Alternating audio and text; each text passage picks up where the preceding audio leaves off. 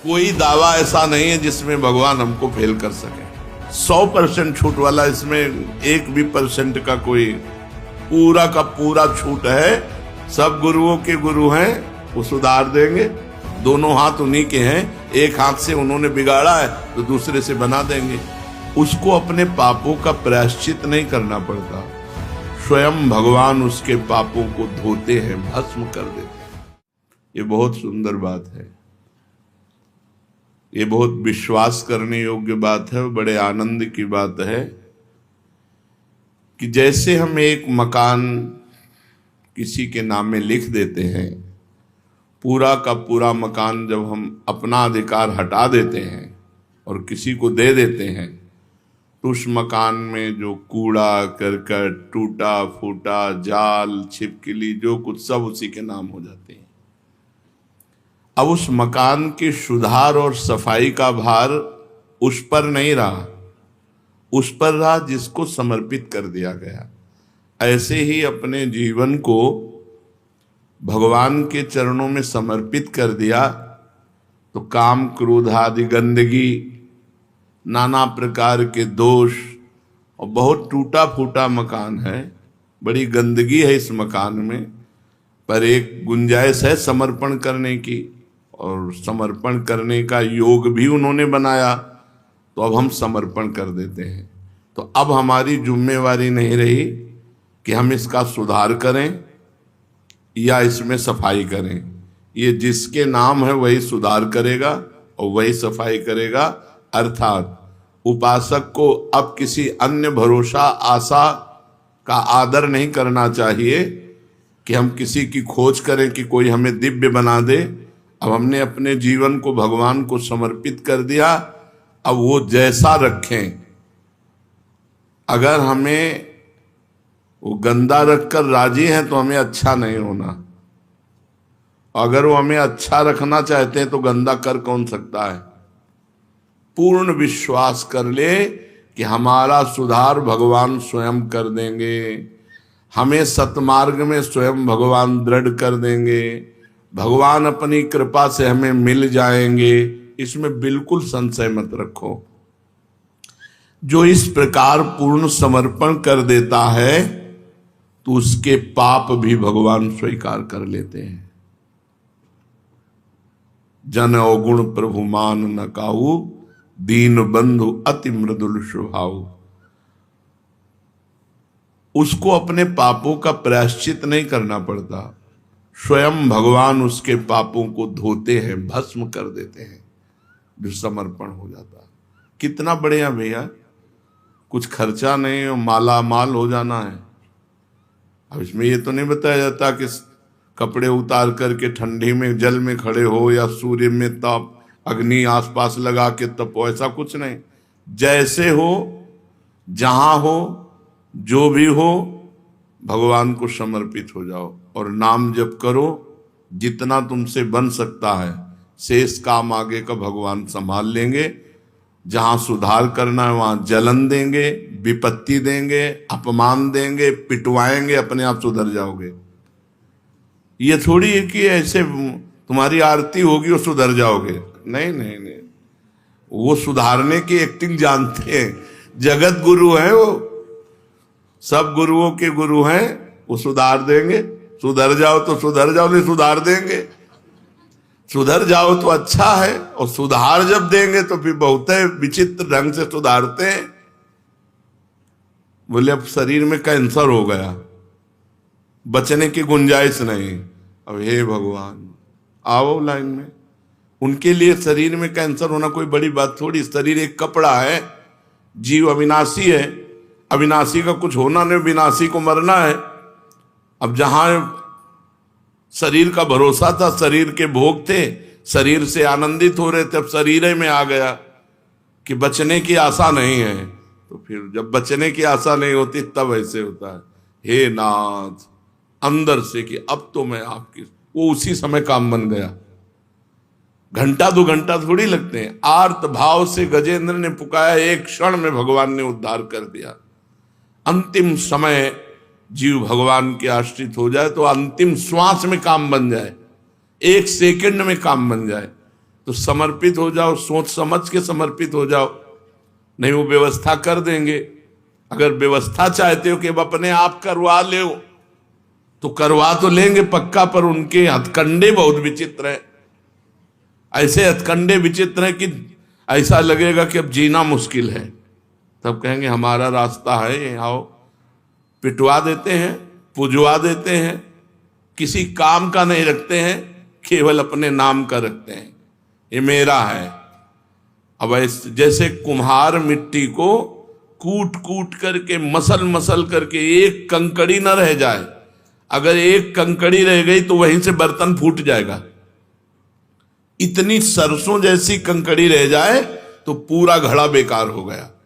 ऐसे ही भगवान कूट कूट करके अपने भक्त को बिल्कुल निराभिमान, दैन्य, सरस, सहज, सरल ऐसे बना देते हैं।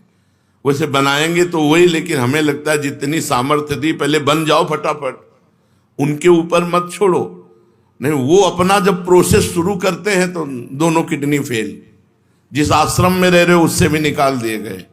झोला टांगे राधा वल्लभ जी सामने बैठे, न रहने का ठिकाना, न खाने का ठिकाना, न कोई बात करने वाला, न कोई बोलने वाला, कहीं का नहीं रखते। जो कहीं का नहीं रहता वो प्रभु का होता। असली में शरणागति तभी होती है जब कोई आश्रय नहीं रह जाता। ये दुर्भाग्य है कि ऐसे सुहृद भगवान का हम तब आश्रय लेते हैं जब कोई आश्रय नहीं रह जाता। नहीं तो हम पहले ही आश्रय ले लें तो ऐसी घटना ही नहीं हो पाएगी। यदि महल में ही पुकार देती द्रौपदी जी तो केस पकड़ने की सामर्थ्य नहीं दुशासन की थी कि वो केस पकड़ के घसीटता हुआ सभा में लाता। वो जब केस पकड़ा तो उनको भरोसा पांडवों का हुआ, प्रभु का नहीं हुआ। प्रभु का भरोसा, प्रभु का आश्रय, वो सब सुधार लेंगे। देखो, बिगड़ा भी उन्हीं से है, बनेगा भी उन्हीं से। बिगड़ा उनसे कैसे? उन्हीं की तो माया शक्ति है, उन्हीं की माया शक्ति ने बिगाड़ा है और कृपा शक्ति बना देगी। दोनों हाथ उन्हीं के हैं, एक हाथ से उन्होंने बिगाड़ा है तो दूसरे से बना देंगे। तीसरा कोई ऐसा नहीं है जो हमें बना सके। उनके एक हाथ ने बिगाड़ा है वाम मार्ग, उनके विरुद्ध चलने वाले हमारी जो इच्छा है वही हमें बिगाड़ दी। ये इच्छा माया से जागृत हुई है। और दाया मार्ग, उनके अनुकूल चलने की जो इच्छा है ये भगवान की भक्ति से जागृत होती है, उनकी कृपा से जागृत होती है। तो हमारी दुर्गति भी उन्हीं से हुई और सदगति भी उन्हीं से होगी। तुम्हारी माया बाजी पसारी विचित्र, सुनि मुनि मोहे काकी कोड़, कह हरिदास तुम हारे और हम जीते तो न तोड़। बिल्कुल निश्चिंत रहो, कोई दावा ऐसा नहीं है जिसमें भगवान हमको फेल कर सके। बोले तू कामी भ्रष्ट हो गया, तो आप कहां थे जब मैं आपकी शरण में हूं? तो आप कहां थे? और आकर्षण किसने किया और भ्रष्ट किसने किया? आकर्षण आपकी माया ने किया। डांट देते हमें, उसको डांट देते, तब तो देखते रहे। तो अब निर्णय तुम्ही को करना है। तुम्हारी माया बाजी पसारी विचित्र, सुनि मुनि मोहे काकी कोड़। किसकी गोद में बैठकर बड़े बड़े मुनिजन भूल कर गए आपकी माया की। तो तुम हारे और हम जीते तो ना तोड़। फिर भी आप कि मैं हार गया तो अब चलो इसका कल्याण करना बंद कर दे, फिर भी आप सुधारने में लगे हो। जय हो आपकी। यद्यपि आप हार चुके हो सुधारते सुधारते, और हम बिगाड़ते बिगाड़ते जीत गए हैं, लेकिन फिर भी आप सुधारने में लगे हो, इसलिए आपकी जय हो। पक्का समझो, शरणागत का सारा भार प्रभु ले लेते हैं। अपने को बिल्कुल बेपरवाह होना है। अपने जितने बेपरवाह हो जाते हैं उतने ठीक हो जाएंगे। ऐसे हो जाओ, नाथ पूरा भार आपके चरणों में, मेरे से कुछ नहीं संभरेगा। तो उस भक्त के पाप भी भगवान स्वयं भस्म कर देते हैं, स्वयं भगवान धोते हैं। ये भोग वासना भरे हृदय से समर्पण हो जाए तो क्या भगवत प्रेम मिल जाएगा? हमारे हृदय में भोग वासनाएं हैं, बड़ा गंदा है। और ऐसे ही हृदय से ऐसे समर्पण कर दें तो भगवान मिल जाएंगे, प्रेम मिल जाएगा। हाँ, ये बहुत छूट वाला, जैसे दीपावली को छूट होता ना 25% छूट, 40%, इसमें 100% छूट है। ये शरणागति का ऐसा मार्ग है 100% छूट वाला, इसमें 1% का कोई, पूरा का पूरा छूट है। कह रहे हैं हाँ, जैसे पतित हो, जैसे गंदे हो, जैसे हो वैसे ही भगवान की अपिचेत सुदुराचारो भजते माम अनन्य भाग साधुरेव समंतव्या सम्यक व्यवसिता ही सा। जिसने ईमानदारी से अपने आप को भगवान के चरणों में समर्पित कर दिया, उसकी आसक्ति, उसकी वासना, उसकी कामना स्वयं भगवान ले लेते हैं, स्वयं भगवान ले लेते हैं, अपने चरणों में आसक्ति करा देते हैं और भगवत सुख की वासना जागृत कर देते हैं और अपने मिलन की कामना जागृत कर देते हैं। आसक्ति अपने चरणों की, वासना भगवदानंद की, कामना भगवत मिलन की। ये शरणागति की आसक्ति, वासना, कामना ये भगवान बदलते हैं। बोले हमारी तो नहीं बदले, चुप रहो, चिंता मत करो, कोई घाटे में थोड़ी हो, नहीं बदले तो घाटे में तो हो नहीं। शरणागत हो गए हो तो अब संशय मत करना कि मैं हुआ हूं कि नहीं हुआ हूं, ऐसा मत करना। मैं शरणागत हूं, हृदय से पक्का विश्वास, प्रभु का शरणागत हूं। बद्दे गुरुदेव भगवान ने एक बार कहा, तुम चिंता क्यों करती हो, प्रिया प्रीतम का शरणागत है। ये सुनकर अपार सुख हुआ कि हम तो शरणागत जो हैं जैसे हैं, लेकिन मेरे गुरुदेव कहते हैं कि वो प्रिया प्रीतम का शरणागत है। अब हमें चिंता की बात नहीं, अब हमारी कोई चिंता की बात नहीं। हम तो कहते ही शरणागत हैं और गुरुदेव ने कह दिया वो प्रिया प्रीतम का शरणागत है, तुम्हें चिंता करने की बात नहीं। तो गुरुदेव ने मेरा सारा भार प्रिया प्रीतम को दे दिया। अब वो जिम्मेवारी देखें, हमारी थोड़ी जिम्मेवारी कोई है। तो हम अपनी शरणागति पर कभी प्रश्नवाचक चिन्ह न लगावें कि पता नहीं हमारी उस कोटि की शरणागति है कि नहीं, जिस कोटि में भगवान ऐसे कामना, वासना, आसक्ति का परिवर्तन कर देते हैं। कोटि वोटि हम नहीं जानते, हम जितने हैं जैसे हैं आपके हैं। हे प्रभु, जो कमी हो, जहां कमी हो, जैसे दूर करना हो आप कर लो, मैं आपकी शरण में हूं। शरणापन्न भक्त को कोई कर्म करना चाहिए, हाँ, वो अथक परिश्रम करता है, वो कायर थोड़ी होता है। शरणागत भक्त अथक परिश्रम करता है, रात दिन प्रभु की आज्ञा का पालन करने के लिए वो सेवा में तत्पर रहता। वो कायर नहीं होता कि बैठा है पैर पे पैर चढ़ाए और तो प्रभु की शरण में, ऐसा नहीं है। जो दिनचर्या है, जो कार्य है, वो तत्परता पूर्वक करता है, पर वो कार्य करता नहीं है। वो देख रहा है भगवान यंत्रवत मेरे से करवा रहे हैं, उसका कोई फल, उसकी कोई कामना नहीं, कोई वासना नहीं। उसके कर्म भाव से होते हैं, प्रातः से लेकर शयन तक। उस पर इतनी भगवान की कृपा होती है कि स्वयं भगवान प्रतिपल उसके समीप रहते हैं, उसकी चिंता करते हुए। ये शरणागति का आनंद है, प्रतिपल भगवान समीप रहते हैं उसकी चिंता करते हुए।